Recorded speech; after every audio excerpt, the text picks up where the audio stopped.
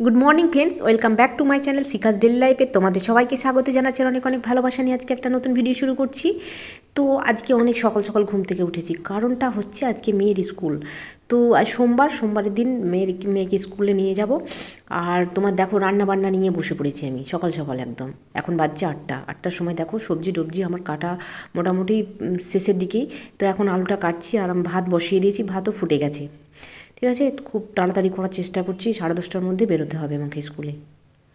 তো রেজাল্ট নিতেও আমি যাইনি, ওর পাপাকে পাঠিয়েছিলাম রেজাল্ট আনতে। তো মোটামুটি 1 মাস মোটামুটি স্কুলে আমি যাইনি। সেই কুহুকে স্কুলে পরীক্ষা দেওয়ার পর আমি আর স্কুল যাইনি। ঠিক আছে, পরীক্ষা দিয়েই মানে একদম ছুটি নিয়ে নিয়েছিলাম। ঘুরতে যাওয়া ঘোরা টোরা সব হয়ে গেছে। এখন আমি দেখো সংসারে ঢুকে পড়েছি।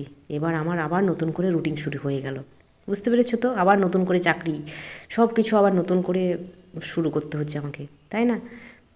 সকাল সকাল ঘুম থেকে উঠে রান্না বান্না করে তাড়াতাড়ি করে স্নান করে খাওয়া দাওয়া সেরে আমাকে মেয়েকে নিয়ে স্কুলে যেতে হবে। আবার সেই পুরনো রুটিনে ফিরে গেলাম, তাই না? তো করতে তো হবে এটা। যতদিন বড় না হচ্ছে, নিজে নিজে যেতে না পারছি স্কুল, ততদিন তো আমাকে এই কষ্টটা করতেই হবে, কিছু করার নেই।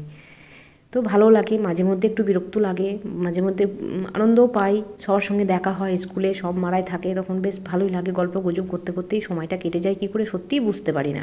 আবার মাঝে মধ্যে অনেকটাই বিরক্তি বোধ হয়, মনে হয় কবে যে বড় হবে, তো এই বাইরে বেরোতে হচ্ছে আমাকে, এই যে সত্যি মাঝে মধ্যে বিরক্ত লাগে।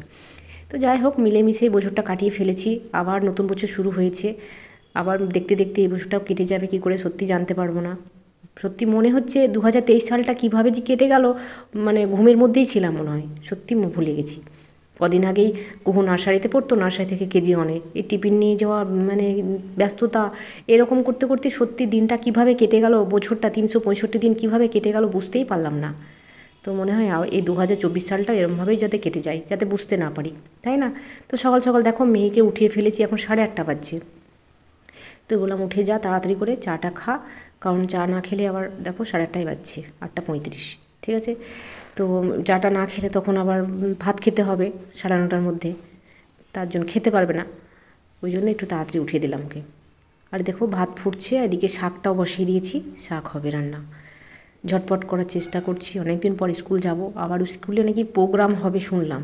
ঠিক আছে, তো আমি জানি না প্রোগ্রামের নাম লেখা হয়েছে কি হয়নি, না আমাকে গিয়ে নাম লেখাতে হবে, এখন আমার কিছুই জানা নেই।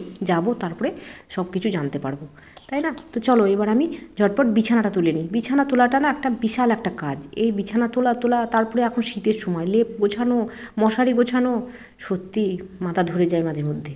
আশরাফ থাকলে অবশ্যই একটু হেল্প হয় আমার, না থাকলে আমার খুব কষ্টটাই হয়। এদিকে রান্নাবান্না, এদিকে বিছানা তোলা, মেয়েকে ব্রাশ করানো, মেয়ের মুখ ধোয়া, মানে বিশাল একটা কাজের মধ্যে, মানে কি বলবো, খুব তাড়াহুড়োর মধ্যে পড়ে যাই আমি তখন। তো যাই হোক, মিলেমিশে জিনিসটা এনজয়ও করি, সত্যি খুব এনজয় করি। কিছুদিন একদম রেস্টে ছিলাম, অনেক রেস্ট, দিদির বাড়ি মায়ের বাড়ি, মানে কোনো কিছুই দেখতে হয়নি, তাই না? খুব আরামের মধ্যে ছিলাম, সংসার থেকে অনেক দিন ছুটি পেয়েছি, আর নয় ছুটি, এবার আবার নতুন করে শুরু হয়ে গেল। এখন একটু বিরক্ত লাগবেও কিছুদিন, তারপর আস্তে আস্তে আবার সব কিছু নিয়ম মতো চলতে শুরু হলে তখন আর লাগবে না, তাই না বলো? তো যাই হোক, দেখো ঝটপট বিছানাটা তুলে নিলাম। এবার স্নান করব, গরম জল করতে বসিয়ে দিয়েছি আমি অলরেডি, কারণ এখন জল গরম হতে অনেক সময় লেগে যাচ্ছে। ঠান্ডাটা খুব পড়েছে বলো, জাকিয়ে ঠান্ডা বসেছে। তো জল গরম দিয়েছি, কারণ মেয়ের মানে চাটা খেতে আর করতে জলটা গরম হয়ে যাবে, তারপর মেয়েকে স্নানে ঢুকিয়ে দেবো, তারপর আমি আবার স্নান করে নেবো, তারপর মেয়েতে স্কুল। ঠিক আছে, তো চলো পরে আবার আসছি।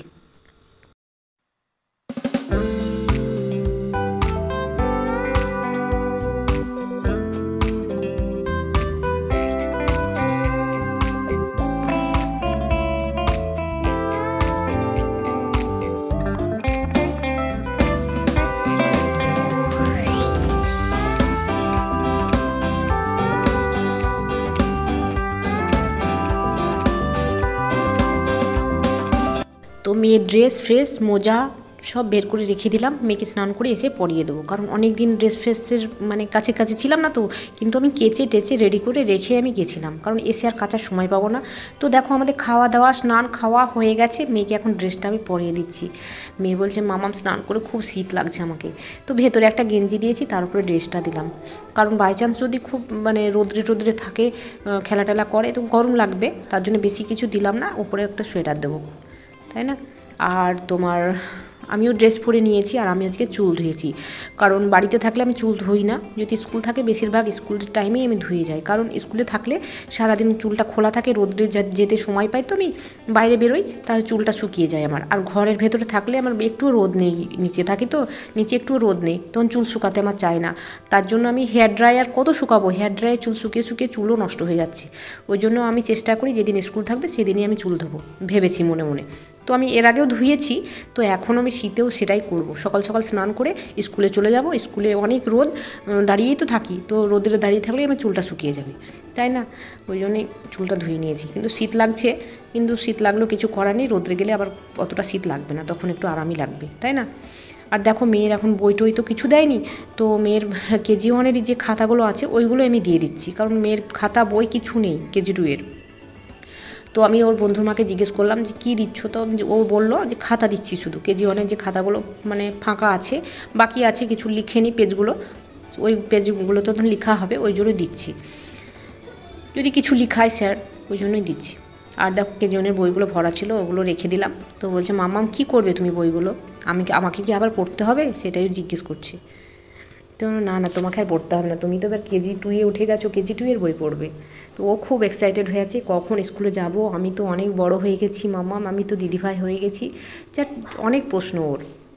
তো আমি দেখো বক্স থেকে ওর পেন্সিল রাবার সব বের করলাম, কারণ পরীক্ষার সময় নিয়ে গেছিলো ওর বক্সটা।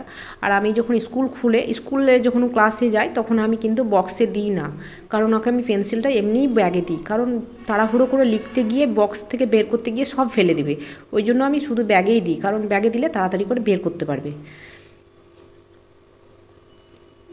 তো চলো এবার আমরা বেরোবো, মা মেয়ে স্কুলের দিকে রওনা হব, সামনে টোটো ধরবো। তো মেয়ের চুলটা একটু বেঁধে দিই, তো বললাম চুলটা একদম ভেজা হয়ে আছে, তো এখন চুল শুকাবারও মেয়ের সময় নেই, আগে তো নিচের দিকে থাকতো, তো বাইরে বেরিয়ে আসলে চুলটা শুকাতে পেতো, এখন ওপরে ওদের ক্লাসরুম, উপর থেকে নামানো মানে নামবে না আর, এখন মাঝে মধ্যে চুল ধোয়াতে হবে, মাঝে মধ্যে চুল মানে চুল ধোয়ানো যাবে না, এরকম করে ওকে স্নান করাতে হবে, বিশেষ করে শীত কটা দিন। গরমকালে তখন হয়তো ব্যাপার থাকবে না, ফ্যান চলবে, তো ফ্যান চলবে তখন চুলটা শুকিয়ে যাবে, আর শীতকালটায় চুল শুকাতে একটু কষ্ট হয়।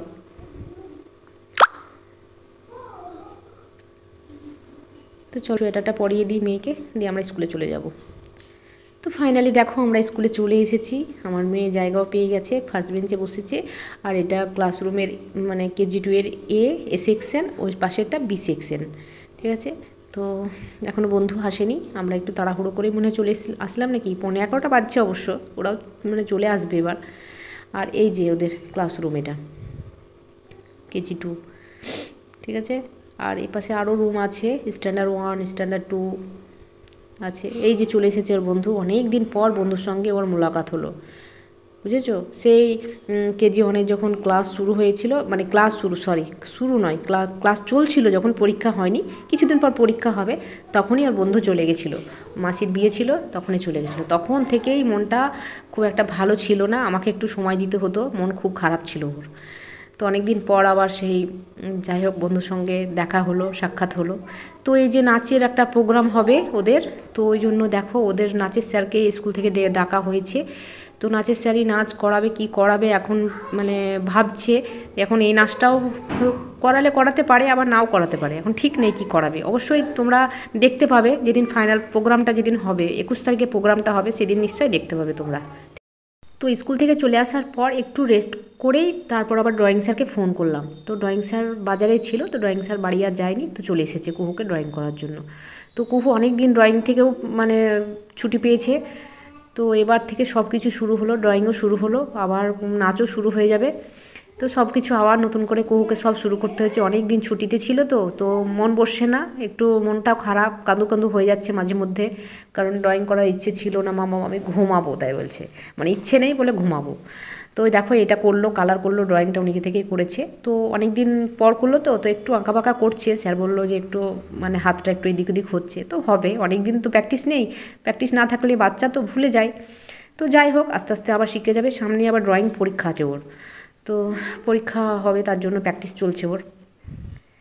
তো আবার ঠিক হয়ে যাবে সব কিছু, তাই না? তো চা খাবো একটু পরেই, চা বানাবো, এখন চা বানাইনি, মেয়ের হয়ে যাক, তারপরে মা মেয়েতে একসঙ্গে আমরা চা খাবো, ঠিক আছে? তো চলো ফ্রেন্ড, আমার ভিডিওটা আমি এখানে শেষ করছি, আবার দেখা হবে তোমাদের সঙ্গে পরের ভিডিওতে। চলো টাটা, গুড নাইট। ভালো লাগলে অবশ্যই তোমরা একটা লাইক, শেয়ার আর কমেন্ট করো সবাই, ঠিক আছে? চলো টাটা।